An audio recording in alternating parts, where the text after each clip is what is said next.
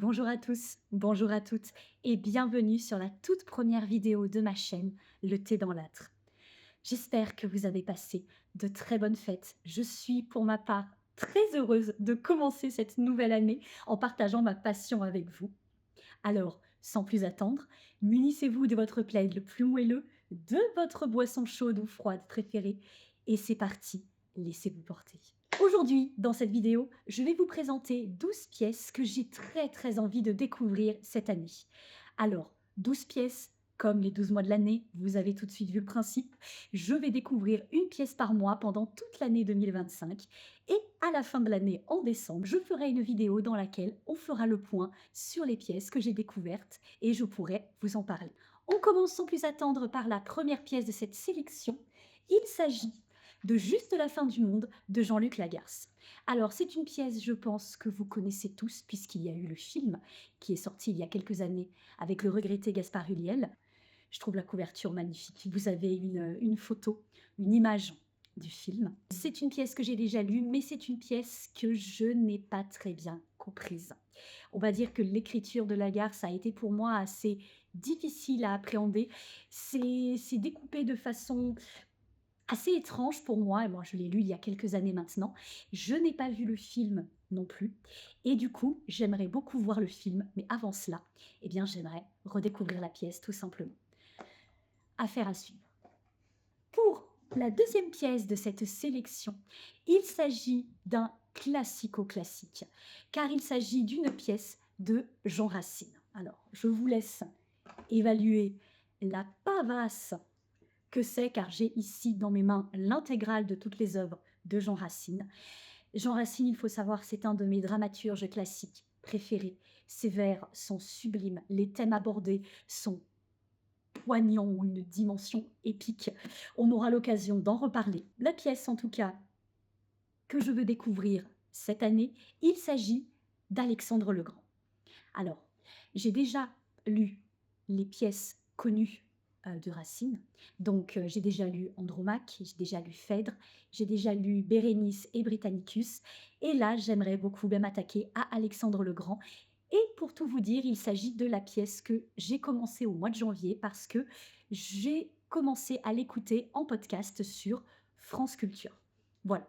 Donc, si jamais vous voulez découvrir cette pièce, sachez que vous avez la possibilité de l'écouter de façon totalement gratuite en podcast sur France Culture. Pour l'instant, j'adore, c'est la Comédie Française qui a prêté donc sa voix sur le podcast. Franchement, c'est génial pour l'instant. Pour l'instant, en tout cas, ça me plaît beaucoup. Affaire à suivre encore. Pour la troisième pièce de cette sélection, il s'agit d'une pièce que j'ai trouvée en boîte à livres. Alors là, totale découverte. Je ne connais pas l'auteur, donc Bernard Shaw, qui est un dramaturge irlandais. Je ne connais pas non plus la pièce. Par contre, le petit résumé ici derrière nous indique qu'il s'agit d'une pièce qui a été adaptée en comédie musicale. Et la comédie musicale, il s'agit de My Fair Lady. Alors, je n'ai pas vu la comédie musicale. En revanche, j'en ai déjà entendu parler. Donc je suis vraiment très curieuse de découvrir la pièce qui a inspiré cette comédie musicale. Pour la quatrième pièce de cette sélection, j'ai choisi la pièce Roberto Zucco de Bernard-Marie Coltès. Alors là aussi, il y a une petite histoire derrière ce choix. C'est une pièce qu'on m'avait recommandé de lire lorsque j'ai fait mes études de théâtre et je ne l'ai pas lue. Voilà, non, je ne l'ai pas lue.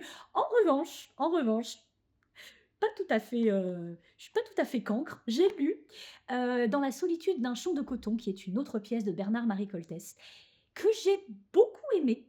Alors, la seule petite difficulté, je dirais, de cette pièce, en tout cas quand on la lit, dans la solitude d'un champ de coton, c'est que bah, nous n'avons que deux personnages et ces deux personnages parlent beaucoup.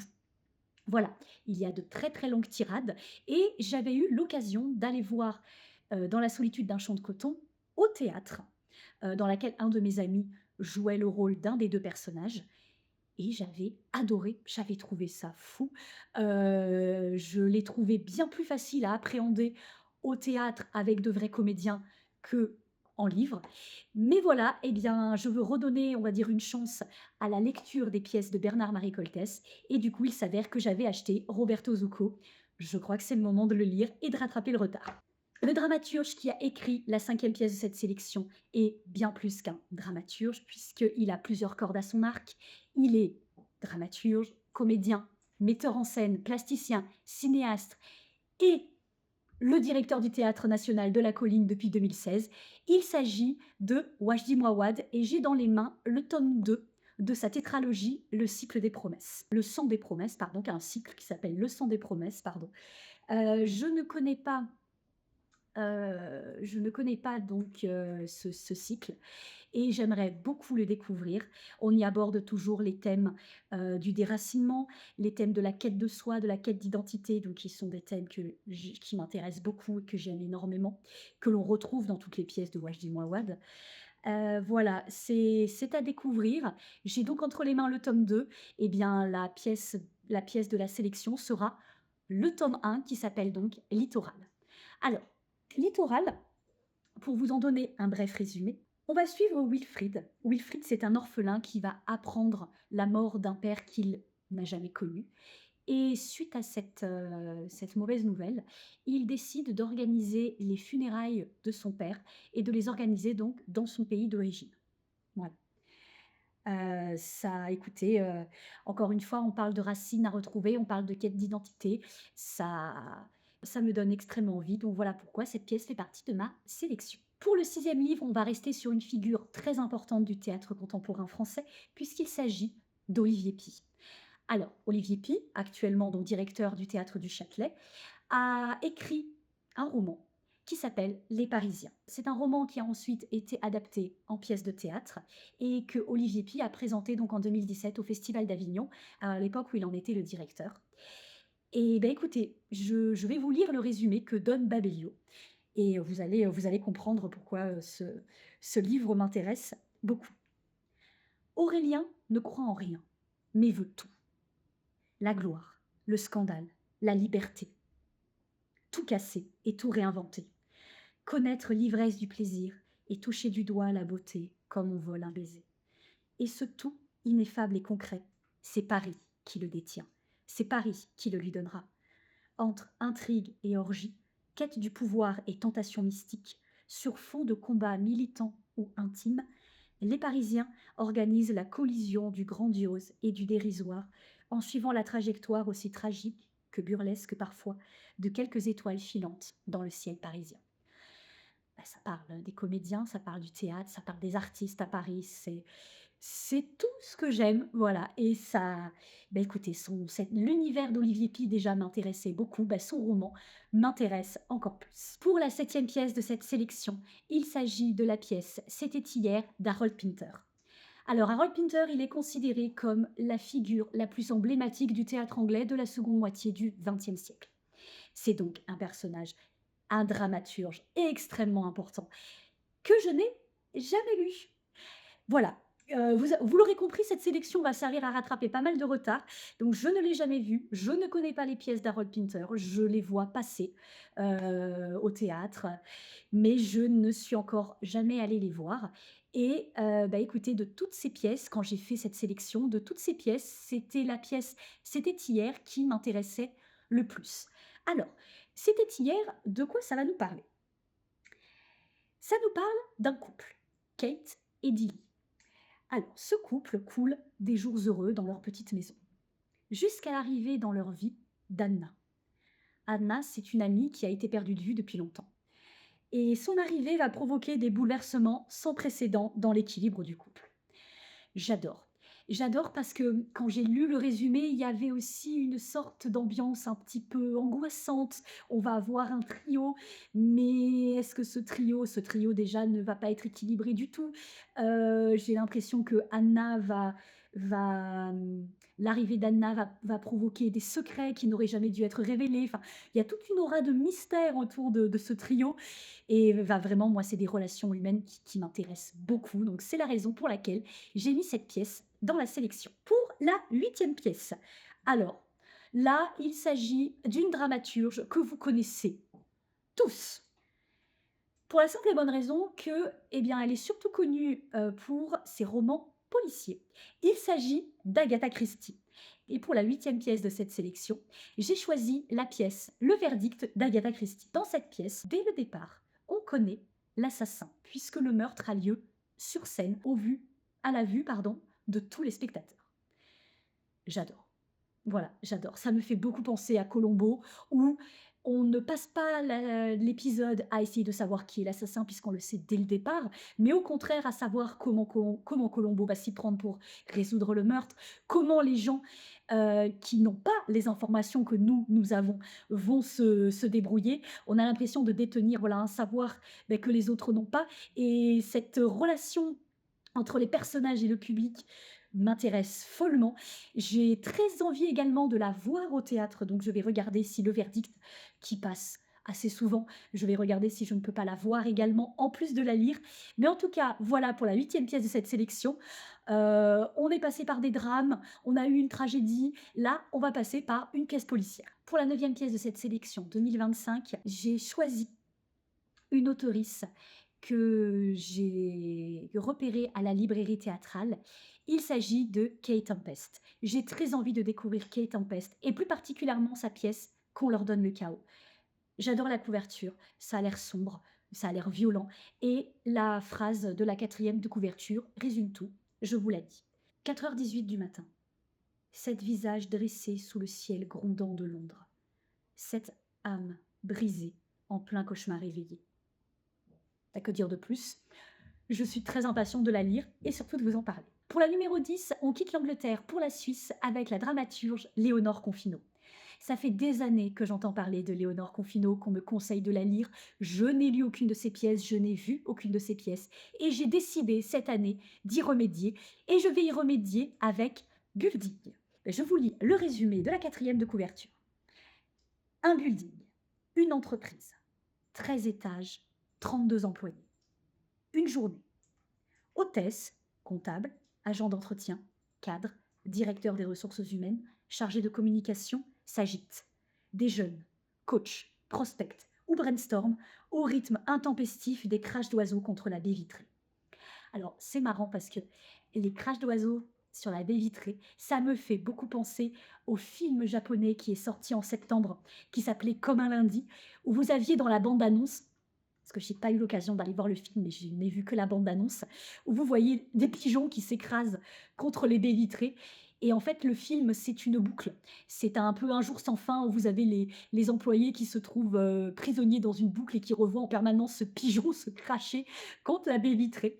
Donc vraiment, ça avait l'air extrêmement drôle.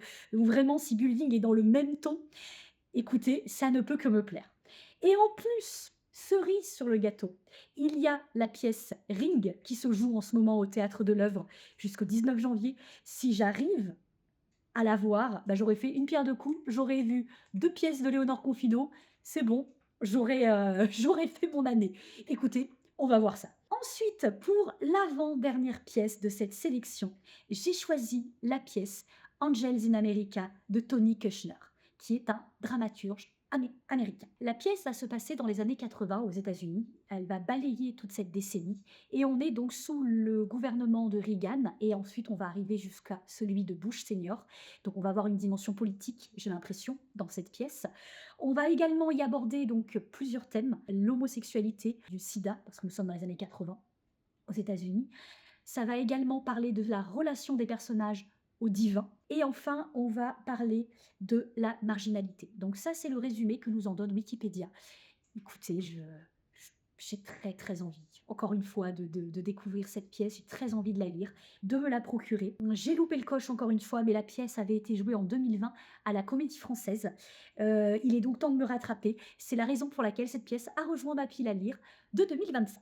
Enfin, pour la dernière pièce de cette sélection 2025, il s'agit d'une brique, que dis-je, d'un monument du répertoire théâtral français, parce qu'il s'agit de la pièce Les souliers de satin de Paul Claudel. Alors, pourquoi je vous dis qu'il s'agit d'un monument déjà dans sa longueur? Parce que si vous mettiez bout à bout, on va dire, toute la pièce et que vous la mettiez en représentation, la pièce durerait 11 heures. Voilà, ça vous donne une idée.